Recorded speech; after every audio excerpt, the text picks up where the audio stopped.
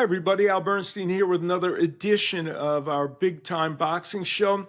And in this one, we are going to revisit the life and times of Joe Frazier. We're going to do so by talking to the man who just made a brilliant documentary called I Am Joe Frazier. It is a remarkable film that I think is, to me, the very first true definitive work on Joe Frazier's life that doesn't cast him in the shadow of Muhammad Ali. It does justice to the Joe Frazier story. And the man who made it, Pete McCormack, is a very talented filmmaker. He's had a number of documentary films that were terrific, including a movie called Facing Ali, in which he talked about all the men that were protagonists of Muhammad Ali. And he's had other wonderful films like Uganda Rising, which is a brilliant and poignant film. I Am Bruce Lee, another great film, and even did his own true fictional feature film called Sea Grace Fly, which won a number of awards at film festivals. So he's a very eclectic man. And if that wasn't enough, he's also a novelist, and he is someone who has released 3 CDs. He's a musician and a songwriter. So I don't know what Pete McCormack does in his spare time, if he has any, but we may find that out today as we visit with him. So let me bring in the aforementioned Pete McCormack. Pete, how are you? I'm great, Alan. It's a real pleasure to be here. It's a real honor to be here, actually. Yeah, very happy to have you. And I was delighted to get to meet you and know you when I participated in this film, I Am Joe Frazier, which I was very honored to be a part of. And I was honored to be a part of it before I saw the finished product. But once the finished product came out, I was even more honored, because what you crafted in this film was very important. You know, I mentioned in the open that it was a work that maybe is one of the only one that has crafted this Joe Frazier story in a way that doesn't put him in the shadow of Muhammad Ali. Was that when you, for the genesis of this film, was that thought in any way a part of your thinking as you approached the idea of doing this?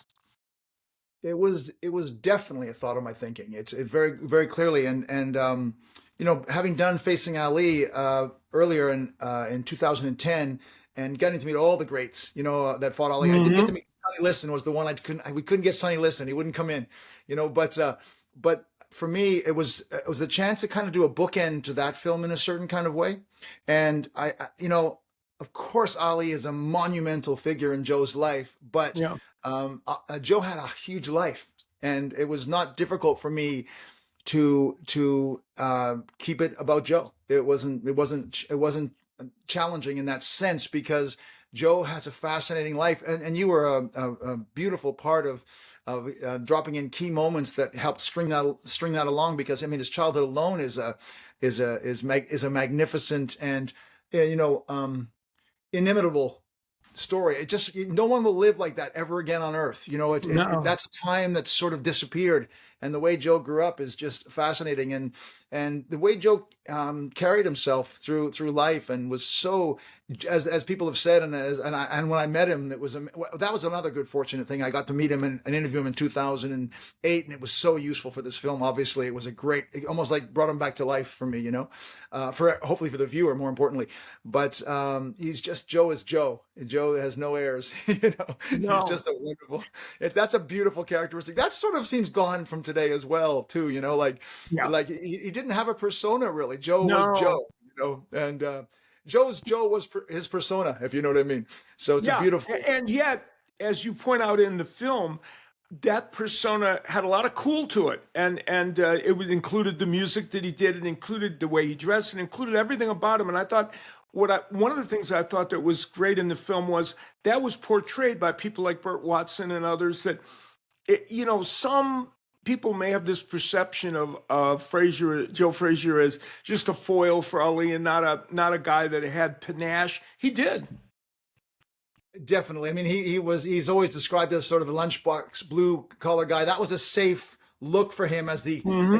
against the counterculture Muhammad Ali, you know.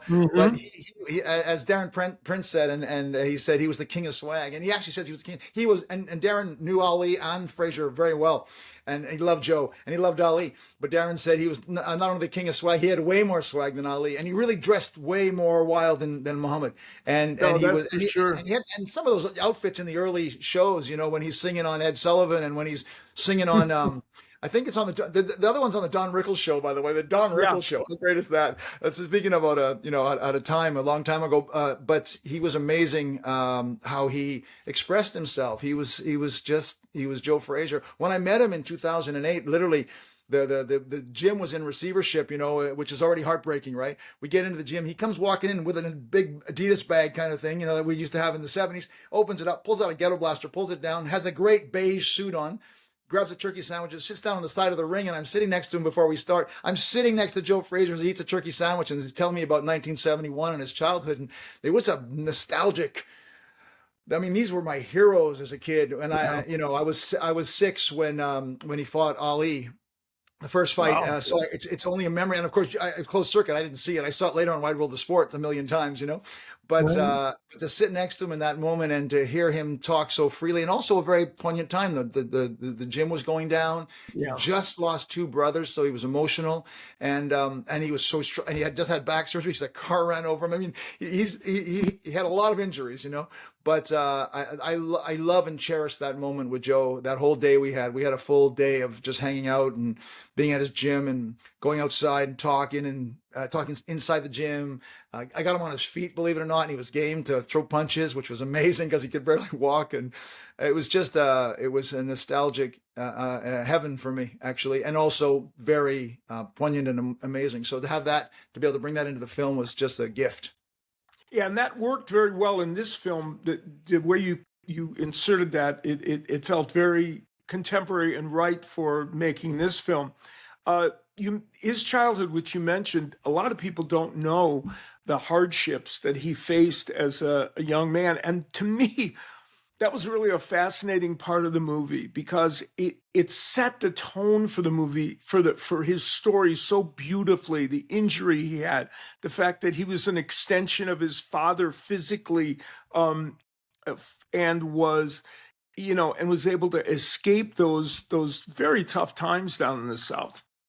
Yeah, I mean, where he grew up was perhaps the poorest area in the States in 1944 when he was born, you know, and South Carolina, correct? South Carolina, Beaufort, South Carolina, and also segregated, of course, but also sort of hyper segregated because slaves from the Gullah, you know, they came from West Africa. Most of the slaves from that area, from the Gullah culture, and they kind of hid out in logically hid out in certain ways along the on the South Islands there, and Joe's family, they survived on their own in a certain way in community, but still suffering from in the midst of the Jim Crow laws and everything else. But the way they grew up, lived off the land basically, and lived off the sea a little bit as well, and moonshine. Of course, his dad was a moonshiner as well to make money, and but just it was survival and yet full of love, you know. And that's a great story too. He loved his family. It wasn't he and they loved him, and his dad loved him.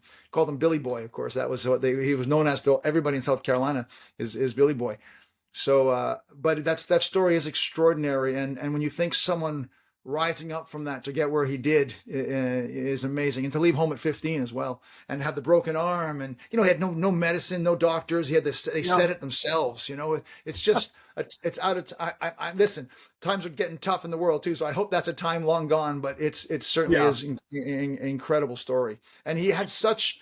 You know, Joe. It's interesting to say this about Joe, but he had such grace and fondness and laughter about his life. Always, he felt proud of his journey, you know, Hmm. and it's a great, he had a beautiful nature that way. He did. His after he won the Olympic gold medal, and this is all chronicled very well in the film, and he was a wrecking ball in his in the begin, for his career and his ascension to the heavyweight title. And the only man that could stand up to him in any way was Oscar Bonavena, who also stood up to Ali and was just a beast. But Joe Frazier beat him and got to the heavyweight championship. His journey there was fascinating because it was fueled by a company called Cloverlay, which was a bunch of businessmen in Philadelphia, who I think it's not gilding the lily to say it was a unique group because it kind of was formed out of all the right reasons to Hmm. exist. Is that a fair statement? Yeah, it is. They had good intentions. I mean, as things started to collapse, as Joe made more money later on after the big fight, and then the Sure. purses get different. There was issues that were really not that clear, but they weren't perfect in the spirit of things in a way, but nothing traumatic. I mean, he was really treated well. There was 40 businessmen to start. You know, you had to be from Pennsylvania to be involved in that group. And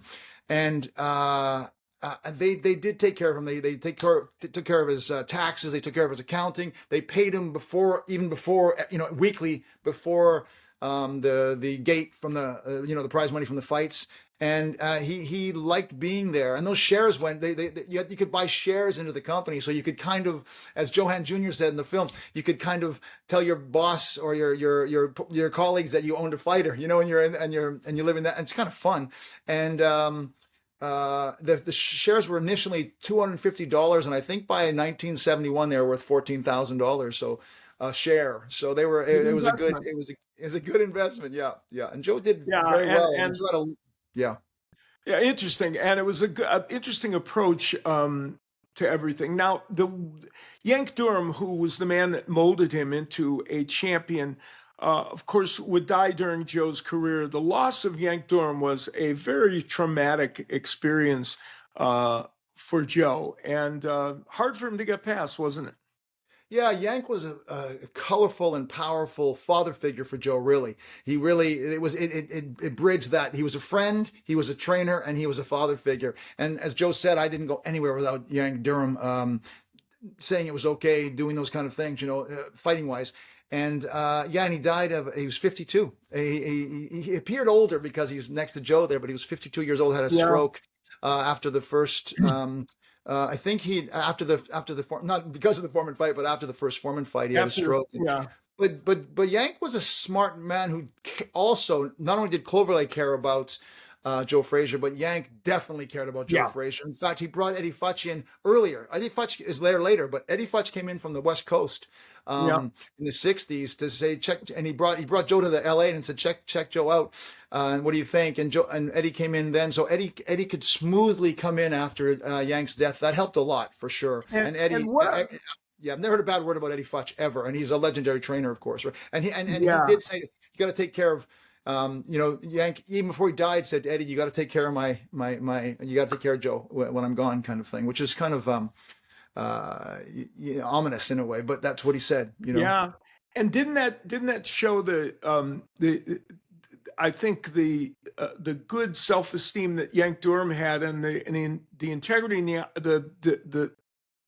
the ability to look beyond himself, to bring in Eddie Futch, who was already an established trainer, into the fray in any way. Most trainers are very afraid to do that. They're only pushed to do it when they have to.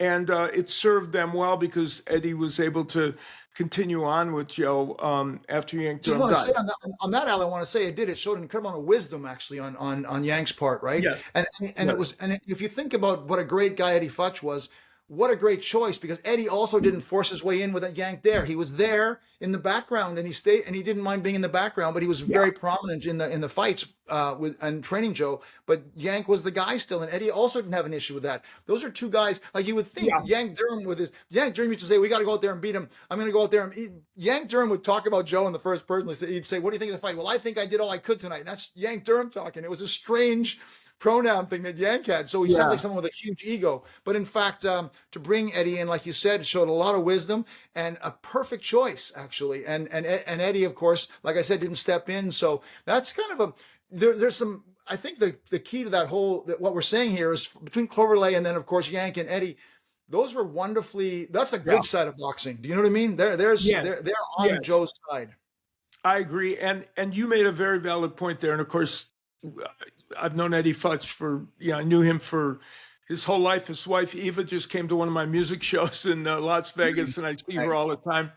Uh, he would be the kind of guy that would would fit in, even though he was forging his own path on his own and was already a very good trainer, that would accept that role and show the honor to do that.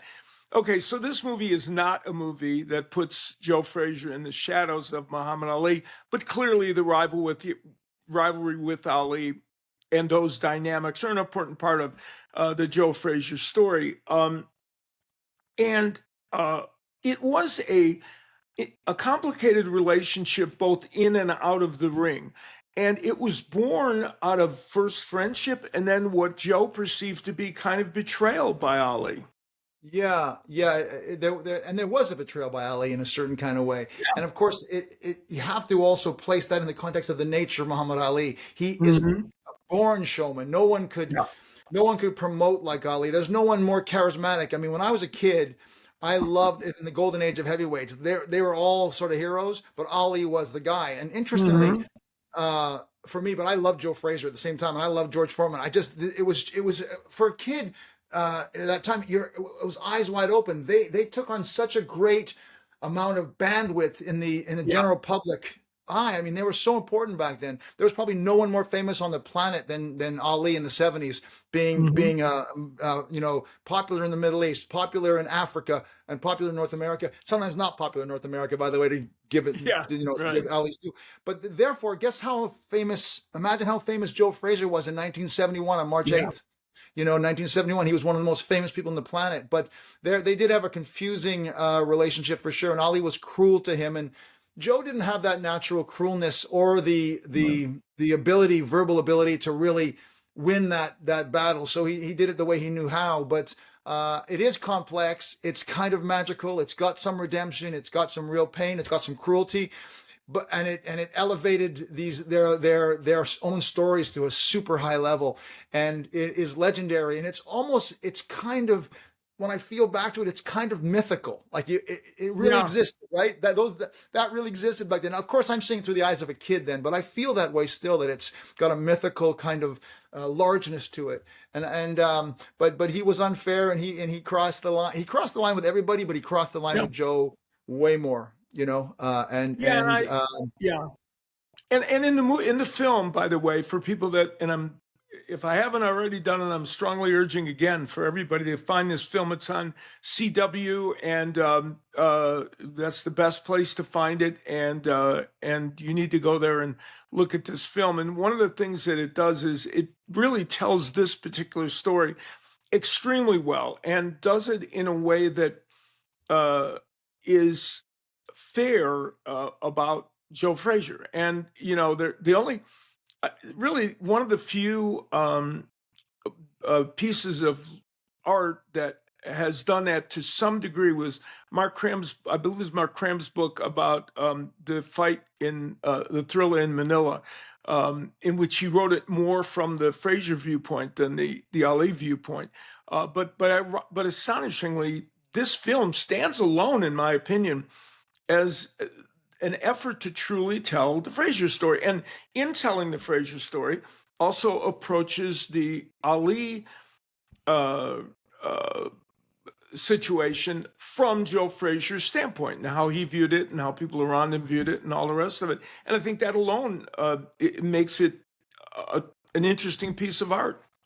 Yeah, I appreciate that. It really was an effort to do that and just to let Joe be himself. And there's other films out there where maybe Joe becomes a victim in the film, Yeah, or Ali becomes the worst ogre of all time, right. or Joe is just a Also, pawn. also caricatures. Yeah, Yeah, they're caricatures because those are heavyweight champions of the world that lived big yeah, lives. They were not constantly thinking about each other, even if Joe yeah. was traumatized by Ali in some way. They lived their lives, and it was just like all of us. And to bring them down to that sort of miniature size to me Mhm. is just not accurate. Very good point. Ali was bigger than life, obviously. Joe was larger than life as well. And I just want to say also, not only Mark Cram's book went that way with was very hard on Ali in a certain kind of way. Yeah, In too much, I do want to say Mark Cram Jr.'s book on Joe Frazier is a fantastic book, by the way, as well. The yeah, biography that yeah. Mark Cram wrote on about Joe is the best book that I know of about Joe Frazier as Oh, well. okay, good, So, very good. and Um, it's a great book. yeah, yeah. So in doing this movie, and getting it out there. You you know, you kind of, as you say, you bookended Facing Ali, which was also a remarkable film that everybody needs to see. Um, was there a sense of closure because you had the first film and now you have this one, and it's kind of brings that together as a storyteller? Yeah, there definitely is a sense of closure for boxing on that level for me in a certain kind of way. And I want to say about the reason is there's closure is because in some ways you've already intimated, because it did allow Joe to speak, because Yeah, we had him speaking so much from the interview, which is he's telling his story essentially on so many ways. We get his humor, we get his yeah, pride, we get all that. But also, I want to say this clearly, like people in the film that I interviewed knew him very well. You knew Joe. You did a lot of time with Joe. You spent a lot of time yeah. I with Joe did. in the '90s. And the friends that I had, Burt Watson loved Joe Frazier Yeah, and was his trainer for 10 years or so. Sonny Averona, who lives in yeah, Philadelphia, he adores Joe, and they yeah. could tell such Rohan, who was great. Joe Hand loved Joe too, and he was friends Yeah, with Marvis as a kid, and also Richard Sloan, the fantastic artist yeah, who does all the great paintings for job. the Yeah, for the USC and for the and for boxing. He's there. They tell fantastically funny, original, kind, sometimes yeah, embarrassing stories about Joe, yeah. but the love that comes out of the people in that film, everyone across the board, is so palpable to me that to put Joe in a light of someone who's a victim or someone, no, Joe did not feel like a victim, in my opinion. Joe got angry Mhm. about Ali for sure, was always had those moments. It sort Sure. of went up and down. He was like a graph with Joe. You know what I mean? Like, is that a sine wave or a graph? Whatever I just did, he was up and down with Ali. But for me, the magic of the experience of the film was not only what we could get on screen, but for me, meeting you and meeting Richard and meeting I don't want to miss names. Michael Bent too was just a wonderful guy to Michael meet. And Bent, who is a yeah, really brilliant guy, he's one of the smartest people I know. yeah, he gives great insight, to fighting itself, the way he articulates it. Like there was a subtext behind every punch. You don't hear that said very often, which is it's a great thing. And like I said, the friends of Joe that just loved him, Tyrone Mitchell Frazier, Yes. Burt, Michael Everona, Burt Watson, Richard Sloan. They really adored Joe. And then I got to interview Bob Arum as well. So legend of all legends, in some ways. But the funny story with Bob, I'll tell you, I walked in there super excited to talk to Bob Arum.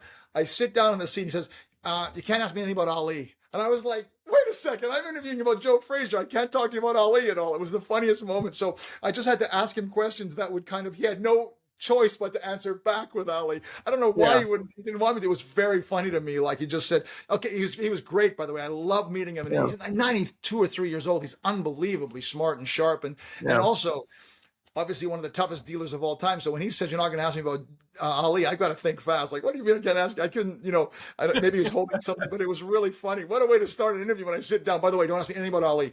And I was like, okay.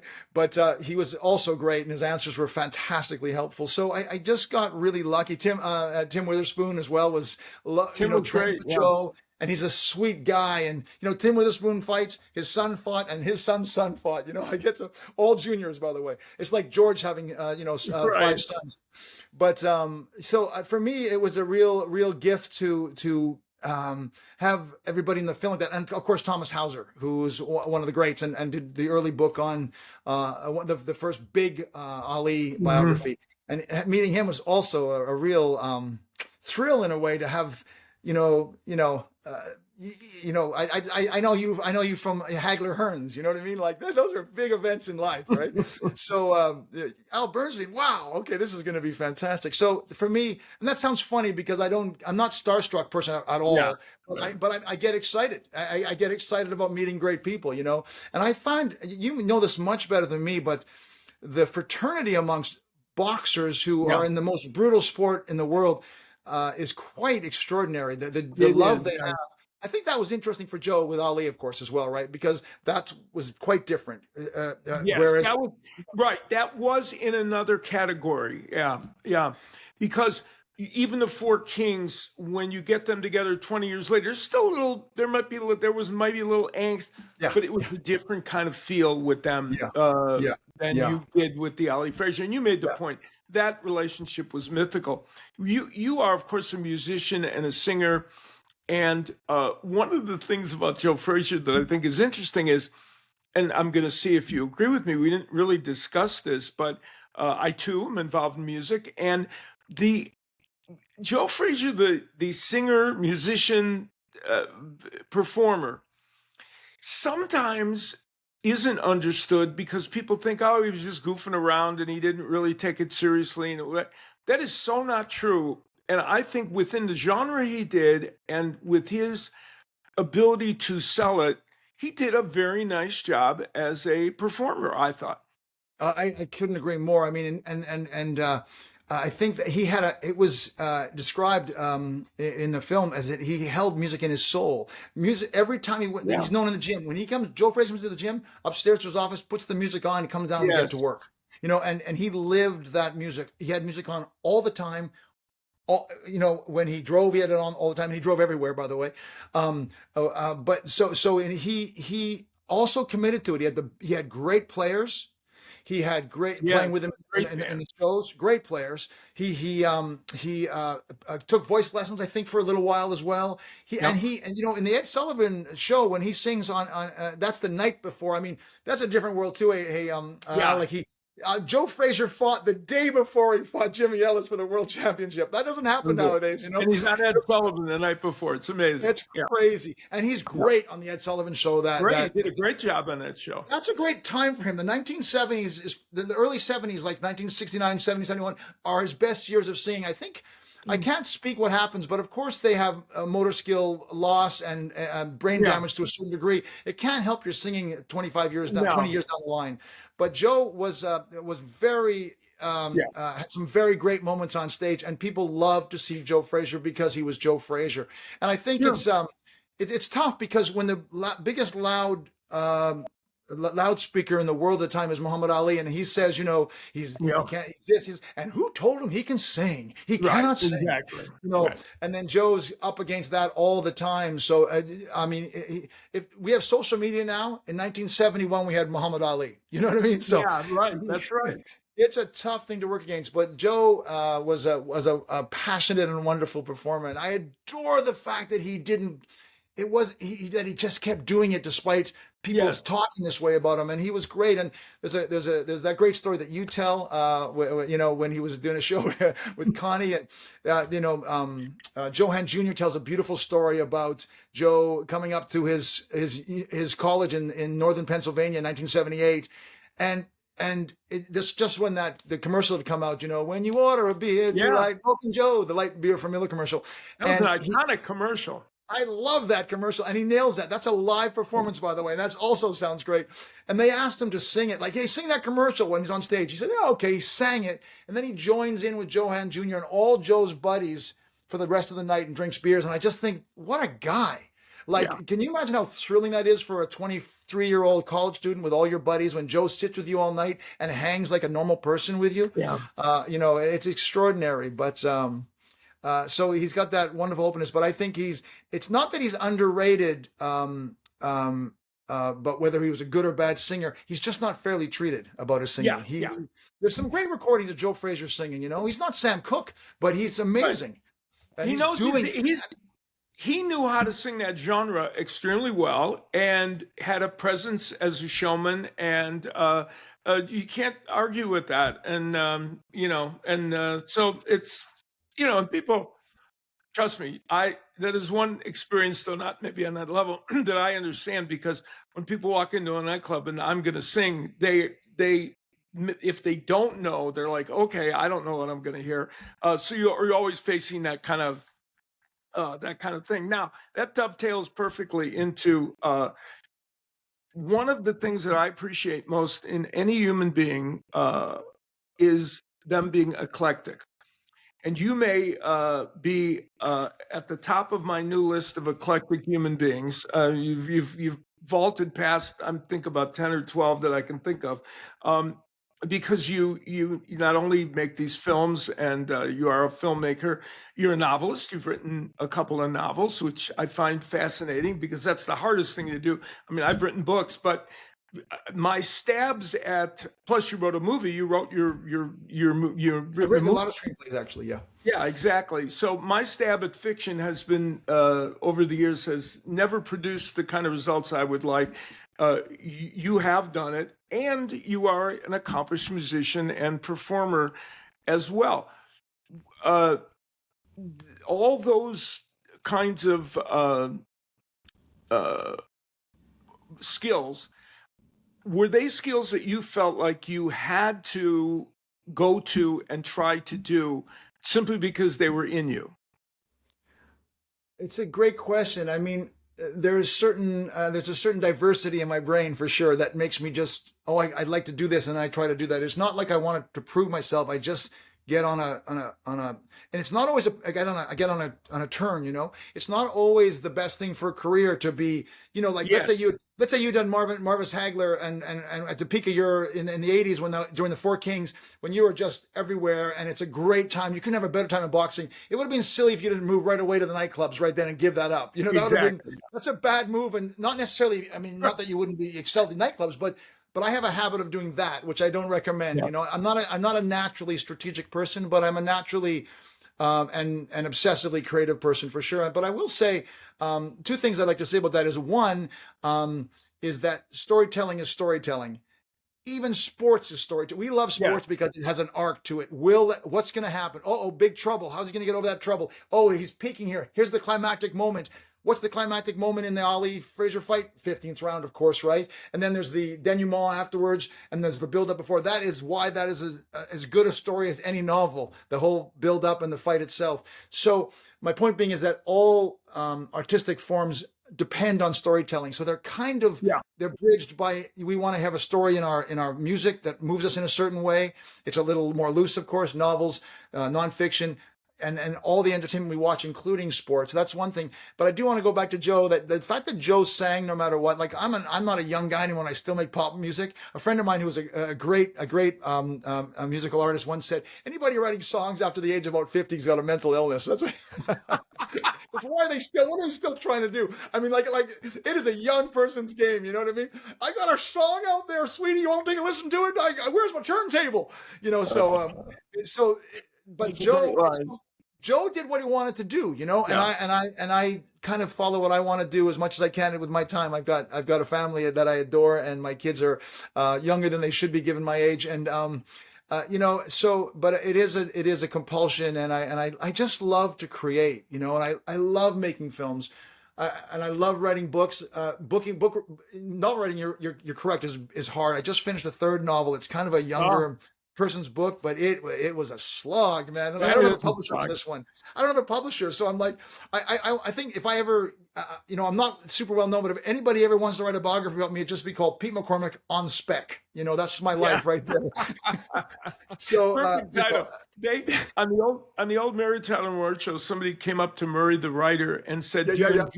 Do you enjoy writing? And he said, no, I enjoy the results of writing. And that's Isn't that true? Yeah, I mean, it's not that easy to write. I love it. He just liked it so much that he ended up being a captain on a love boat, so that's how much he didn't want to write me further, He moved on. He had enough, man. He'd had enough. But no, it's it's a great fortune in my life to be able to be around, be able to create and to try to express things. And I always want to make something that's magical for somebody else, and it's so hard to do that. Actually, I want to make it magical for me, but someone else as well. And you know what that's like, even as well, first of all, as a performer that you are, which is remarkable, and you have a fantastic voice, by the way. Thank you. But to go in on you don't know how that fight's going to work out that you're at. No, you don't know.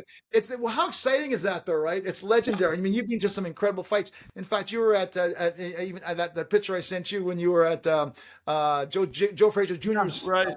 fight there, the young guy I sent to you. Look at that. It was beautiful.